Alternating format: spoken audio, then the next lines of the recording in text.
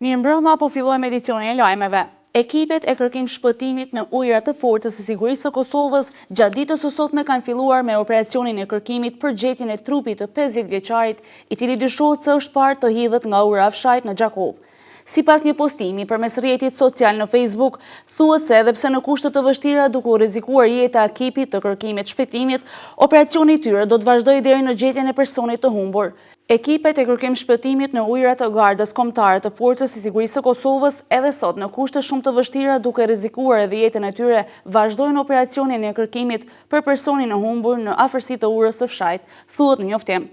Tutje në njoftim thuhet se operacioni i kërkimit nga Forca e Sigurisë së Kosovës nuk është ndërprer as në situata të jashtëzakonshme edhe do të vazhdojë deri në përmbushjen e misionit. Është ndarë nga jeta dhe me ndërim është varrosur doktor Shkelzen Zajmi, radiolog, paraprakisht është mbajtur mbledhje komemorative. Ka ndëruar jetë në moshën 70 vjeçare specialisti i radiologjisë Shkelzen Zajmi. Në ndërim të jetës dhe veprës së tij, stafi i Qendrës Kombëtare të Mjekësisë së Punës në Gjakov mbajti mbledhje komemorative, ku të pranishëm ishin edhe familjarë të ndjerit. I shqetësuar për përgjegjësinë e madhe që ka fjala mortore, për mikun tim e të juaj, doktor Genin, fjalë që më duket shumë e rëndë në këto momente, po them disa përshtypje të mia duke u përpjekur sadopak që ta zbos këtë dhembje. Në ato fillime të shoqërimit të hershëm, pothuajse 30 vite më parë, ishte i pranishëm shqetësimi i përbashkët ndaj avancimit të proceseve të institucionit tonë, ndaj kualiteteve të intelektit, karakterit dhe misionit që kishim. Dhe nderuar miku im, ja kemi dalur, bashkarisht e ngritëm institucionin në vendin meritor. Pastaj kuptuam që me kohë jeta na kishte sjellë një vlerë të qëndrueshme, dhe se të tillë përjetuam gjithnjë. Ishim kolegë, bashkëudhëtar dhe mbi të gjitha ishim shok. Doktor Geni ishte përgatitur intelektualisht, shpirtërisht, për të ngritur në arsye të qenies së tij, përpjekjen e pakërsyer për të ndihmuar, për të gjendur sa më afër njerëzve në nevojë. Telegram ngushtëllimi ka dërguar edhe kryetari i Federatës së Sindikatave të Shëndetësisë, Blerim Sylla, e të cilin e lexoi kryetaria e sindikatës së kësaj qendre, Mirlinda Rudi. Vdekja e hershme na ndau nga doktor Geni, është shumë e vërtet, po na si koleg edhe si komunitet në Gjakov e njohim doktor Genin për kontributin që ka dhënë për shëndetësi. Për radiologun Zajmi folën edhe kolegët, të cilët thanë se jo vetëm për komunitetin shëndetësor, por për të gjithë është një humbje e madhe. Kod Genit janë bërë shumë ekzaminime, cilat s'kanë më bërë kurrë. As nuk kanë bërë në Prishtinë, as tash bërë në Gjakov, as kurrë më në tarë në s'kanë më bërë. Domethënë ka qenë një punëtor inovativ në punën e vet. I ndjeri Shkelzen Zajmi për 36 vite ka punuar si radiolog në Qendrën Kombëtare të Mjekësisë së Punës në Gjakov me profesionalizëm e për kushtimin ndaj profesionit dhe vlerave njerëzore. Është rënduar situata nga rreshtit e ditëve të fundit. Hidrologu Bashkim Kastrati ka thënë se veshime të tilla kishte vetëm 40 vjet më parë. Hidrologu nga Instituti Hidrometeorologjik i Kosovës Bashkim Kastrati ka thënë se nuk pritet të ketë vërshime si ato të javëve më parë. Edhe pse sipas Kastratit, Kosova është ballafaquar me vërshime të tilla vetëm 40 vite më parë.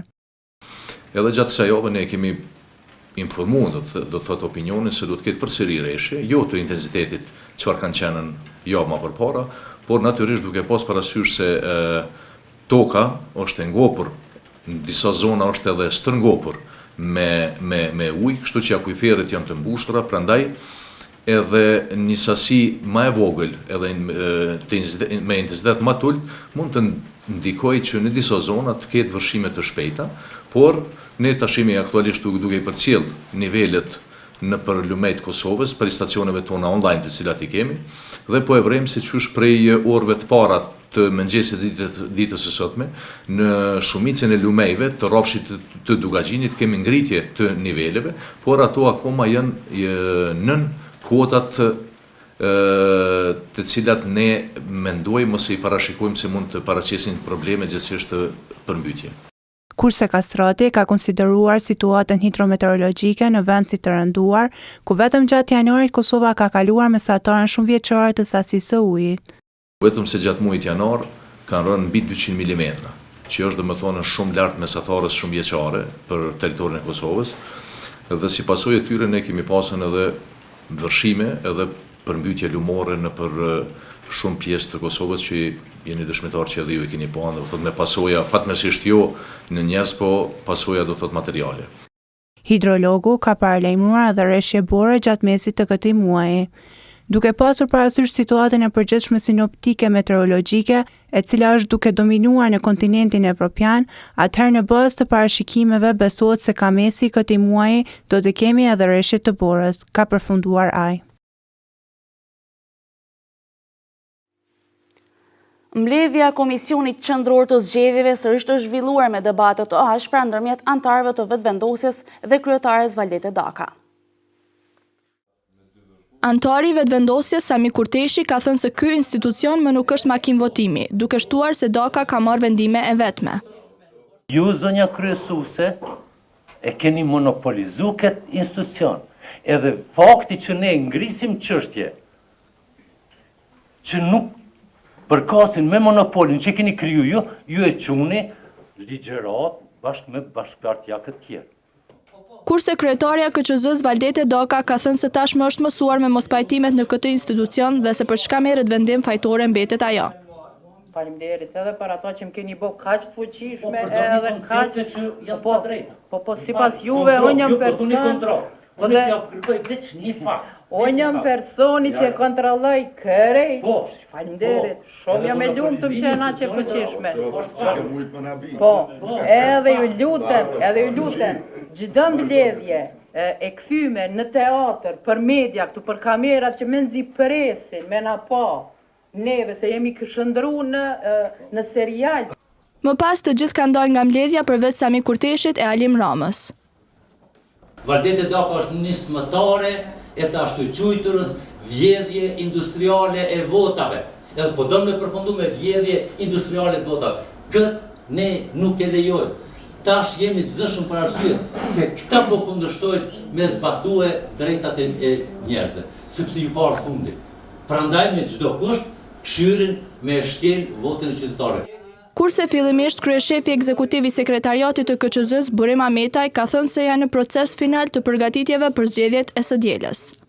Antari LDK-s Sami Hamiti ka thënë se nuk janë të sakta shifrat e zarfeve që janë pranuar e që supozohet se kanë vota brenda, por sa nuk dihet. Kurse Sami Kurteshi nga vetëvendosja ka pyetur Ametajn për listën përfundimtare të personave të refuzuar dhe pastaj ka kërkuar që të publikohet lista përfundimtare për ata që janë pranuar. Ametaj është përgjigjur se lista e votuesve që nuk janë pranuar, pra të refuzuarit sipas procedurave asnjëherë nuk janë publikuar. Kurse Alim Rama ka reaguar se mos publikimi i këtyre listave krijon mos transparencë të KQZ-s. Rama ka thënë se kërkon që të mos ndikohet nga jashtë dhe të mos thyej ligjin pasi është e papranueshme.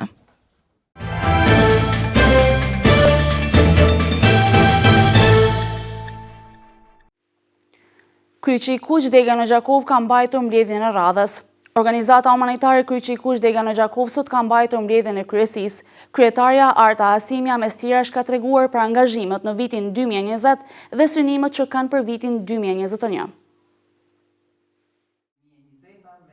Organizata humanitare Kryqi i Kuq Dega në Gjakov sot ka mbajtur mbledhjen e kryesisë. Kryetarja e kryesisë Arta Hasimja tregon çka diskutohet në këtë mbledhje. Viti 2020 ka qenë një vit me shumë sfida për Kryqin e Kuq, jo vetëm për Kryqin e Kuq, po besoj për gjithë vendin tonë. Për këtë arsye, Kryqi i Kuq është mobilizuar dhe me të gjitha forcat e tij është munduar që t'i kalojë të gjitha sfidat. Kjo është realizuar në mënyrë të shkëlqyer, duke ju falendëruar spari stafit në krye me sekretaren, gjithashtu me kryesinë, me vullnetarët, si dhe me qytetarët e komunës sonë, të cilët gjithmonë i kemi afër për t'i ndihmuar njerëzit në nevojë. Ndërsa nënkryetare e kryesisë Migena Arllati theksoi se misioni i kësaj organizate është i shenjtë. Kryqit të Kuq i takon që të angazhohet më tepër, gjë të cilën është duke e konfirmuar, duke dhënë ndihma, duke ndihmuar, mbështetur spektret të ndryshme të shoqërisë. Sigurisht se programet janë të ndryshme, janë të shumëllojshme, megjithatë këtu punohet në mënyrë vullnetare, prandaj ne gjithmonë i bëjmë ftesë, i bëjmë thirrje njerëzve, organizatave, institucioneve që të na bashkangjiten. Sa më shumë të jemi, aq më të fuqishëm do të bëhemi. Albert Baraku, kryetari i Komisionit për Financa, potencoi se me vullnet të mirë te kalohen të gjitha sfidat. Në cilësinë e kryetarit të Komisionit për Financa, mund t'ju them se ja vlen të mundohesh, ja vlen të punosh, rezultatet nuk do të mungojnë, përkundër vështirësive jashtëzakonisht të mëdha.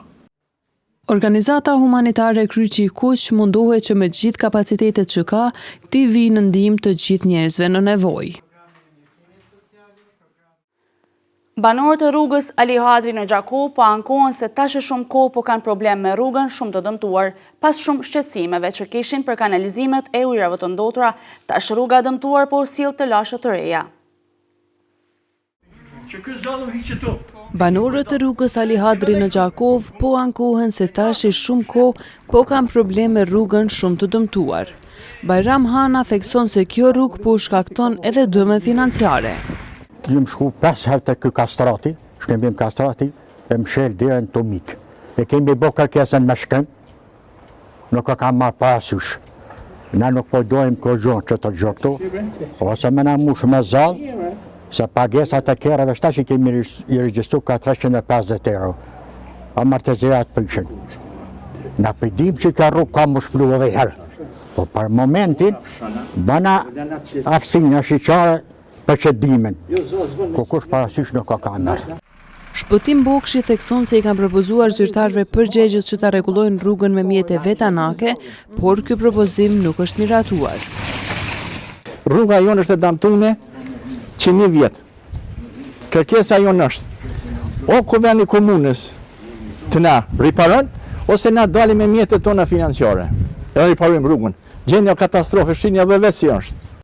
Drejtori i shërbimeve publike theksoi se problematika e kësaj rruge është më e thellë, prandaj komuna nuk ka mundur të intervenojë më parë. Rruga Ali Hadri është planifikuar që si vjet të ndrohet kolektori kryesor i kanalizimeve, për faktin se kolektori që përshkon rrugën Ali Hadri është i barabart me gjerësi me kolektorin e rrugës në Antares. Do të jemi të folë për një kanalizim kryesor të qytetit Gjakovës. Projekti i kanalizimeve me KFW-n planifikohet që të vazhdoj si vjet, do të ndrohet komplet kolektori kryesor në rrugën Ali Hadri, edhe për këtë arsye komuna nuk ka ndërmarrë hapa në sanimin e asaj rruge. S'është humbje e financave, thjesht është dëmtimi i buxhetit të shtetit. Para një 6-7 muajve kemi pas probleme me atë kolektor, kemi pas shembje të një pjesë të kolektorit. Komuna e ka shfrytzuar të gjitha mundësitë dhe kapacitetet me intervenu të KFW që me trajtu me prioritet çat pjesë të rrugës. Mi po për shkak të itinerarit të investimeve të tyre, ata kanë pas në plan të investimeve pjesën e rrugës në Antares apo Bardhyl Çavushi dhe nuk kemi gjetë mirëkuptim me vazhdu këtë pjesë për shkak se ata kanë pas strategjinë me përmbyll pjesën deri tek gjykata dhe pjesën e sipërme deri tek shkolla Emin Duraku, sa di unë. Përkundër kësaj, Komuna e Gjakovës pas shkaktimit të avarisë u mundu me forcat veta ta sanoj përkohësisht atë situatë për shkak se shtëpitë që kanë qenë të ndërtuara përreth kanë qenë të rrezikuara dhe kemi intervenu, kemi bënë një bypass të përkohshëm për sanimin e atij problemi. Kolektori është shumë i vjetër përfundi dhe vendosja makinerive të rënda dhe gjeshja asaj rruge mund të na shkaktojë edhe problem të dytë për banorët e komunitetit, që është shumë më i madh se sa faktikisht gjendja aktuale e rrugëve. Për këtë arsye komuna nuk ka ndërmarrë hapa për sanimin e asaj rruge në pritje të investimeve të KFW-s. Vlen të theksohet se kjo rrugë është e frekuentuar nga shumë makina të cilat kalojnë këndej.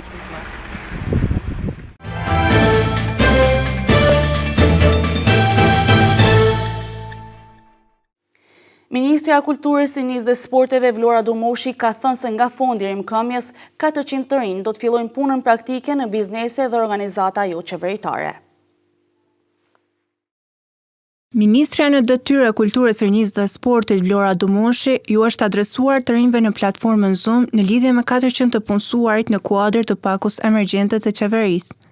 Ajo ka sqaruar se 400 të rinj fillojnë praktike në biznese dhe organizata jo qeveritare, financuar nga Fondi i Rimëkëmbjes për Ministrinë e Kulturës, Rinjisë dhe Sportit, projekt ky që zbatohet nga UNDP dhe Agjencia e Punësimit. Dumoshi ka thënë se qeveria Hoti ka ndarë 5 milion euro për ministrinë. Ajo ka thënë se programi i Ministrisë së Kulturës, Rinjisë dhe Sportit ka për qëllim prioritetet e të rinjve. Tutje ka shtuar se 400 të rinj janë me kontrata pune. Për mua është kënaqësi dhe është një ditë e veçantë që takohemi nëpërmes Zoomit. Kishte qenë shumë më mirë që takohemi edhe fizikisht me të gjithë pjesëmarrësit, me të rinjët, të cilët janë përfituesë të këtij projektit, i cili është me vendimin e qeverisë për rimëkëmbjen ekonomike. Ajo ka thënë se numri të punësuarve do të arrijë deri në 900 persona. Mbesim të kultura përsjellim një aktivitet që kanë organizuar në zonës të disa shkollave të Gjakovës, të cilët mbajtën orë letrare. Komuniteti të mësuarit së bashku për ndërtet 17 shkurtit pavarësisë së Kosovës ka mbajtur sot orën letrare, të organizuar nga 4 shkolla të komunës së Gjakovës. Shkollat pjesëmarrëse ishin Emin Doraku, Zakria Rexha, Zef Lushmarku dhe Selman Riza. Duke marrë parasysh faktin se jemi në kohë pandemie, u vendos që komuniteti të mësuarit së bashku të shkrihet në një dhe kjo orë letrare të mbahet online. Të gjithë këto shkolla kishin aktivitete të veçanta. Nxënësit e shkollës Zakria Rexha kishin përgatitur 5 vjersha, kurse të tillat nxënësit e shkollës Emin Doraku i kanë paraqitur në art. Gjithashtu dhe nxënësit e shkollës Zef Lushmarku kanë shkruar për nder të përvjetorit të pavarësisë së Kosovës. Ndërsa shkolla Selman Riza është marrë me anën teknologjike që të mundësohet kjo orë letrare. Arieta Hajdaraga, përfaqësuese e këtij projekti, nga shkolla Emin Doraku, na tregoi më shumë rreth mbajtjes së kësaj ore letrare. Poezitë e shkruara të shkollës Zakria Rexha u paraqiten nëpërmjet ilustrimit nga shkolla nxënësit e përzgjedhur të shkollës Emin Doraku. Diçka që flet shumë dhe tregon shumë për arsye se fëmijët pa u njohur fare përjetuan ndjenjat e njëri tjetrit. Domethënë ishte një komunikim ndjenjash. Shkolla Selman Riza ka kryer gjithë aktivitetin, domethënë logjistik të mënyrës teknologjike, ndërsa Zef Lushmarku ka paraqitur disa poezi dhe pjesë të dramës. Kjo vlen të theksohet se epoka digjitale, domethënë e mira e pandemisë na solli epokën digjitale më afër, edhe pse jo ashtu qysh deshtëm ne ti realizojmë këto aktivitete. Nxënësit e shkollës fillore Emin Doraku prezantuan vjershat dhe kuptimin e vizatimit të tyre. Ndaj me mirënjohje për ty shkruaj poezi. Sepse flitet për njerëz që kanë bërë jetë dhe zjarret për ato shtëpia që janë kallur dhe janë shkatruar. Buna na tregoi se si e kishte ndjer poezinë të cilën e kishte shndruar në vizatim. Unë nga kjo poezi kam kuptuar shumë. Kam kuptuar që nuk është e zezë vetëm mërgata, nuk është e zezë vetëm shtrëngata, nuk është e zezë as njata, sa është ajo që nuk shihet. Flet loti që tregon që dhimbjen që ka në zemër. Kurse këtu paraqitet frika që pikon gjatë, që tregon tradhtim për shumë brezave që kanë ndodhur në Kosovë. Për 2 vite radhazi, këto 4 shkolla operojnë së bashku, për arsye se janë emëruar kampion në kuadër të planit të veprimit.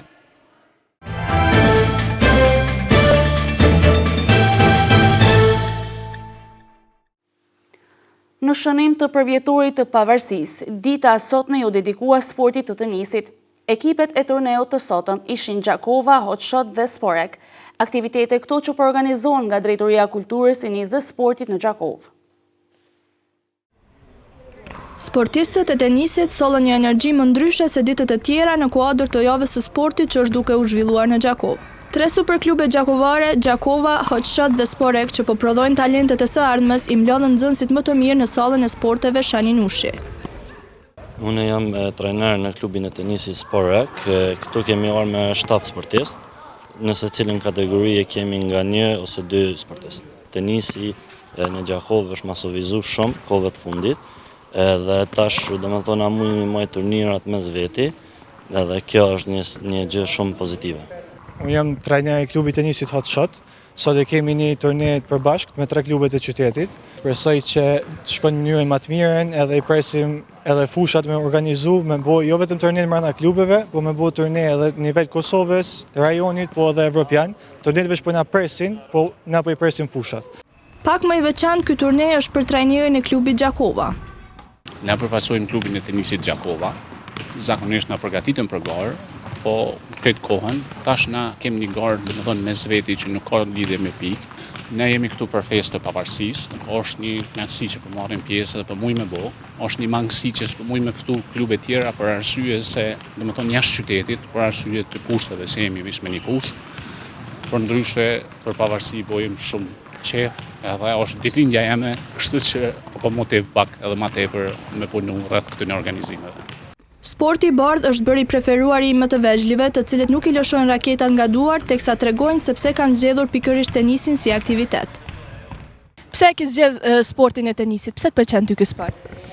Më pëlqen sepse është një lojë shumë e thjeshtë, nuk është e rrezikshme, është e lehtë për të mësuar dhe është shumë e mirë. Më pëlqen tenisi, më bë kampion.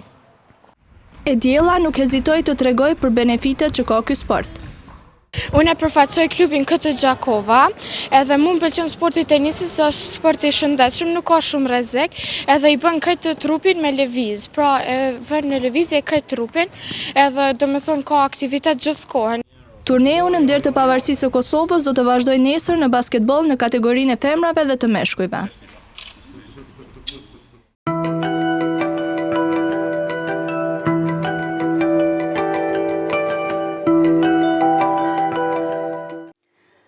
Edhe tani të ndjekim bashkë grafikën e parashikimit të motit për ditët në vijim.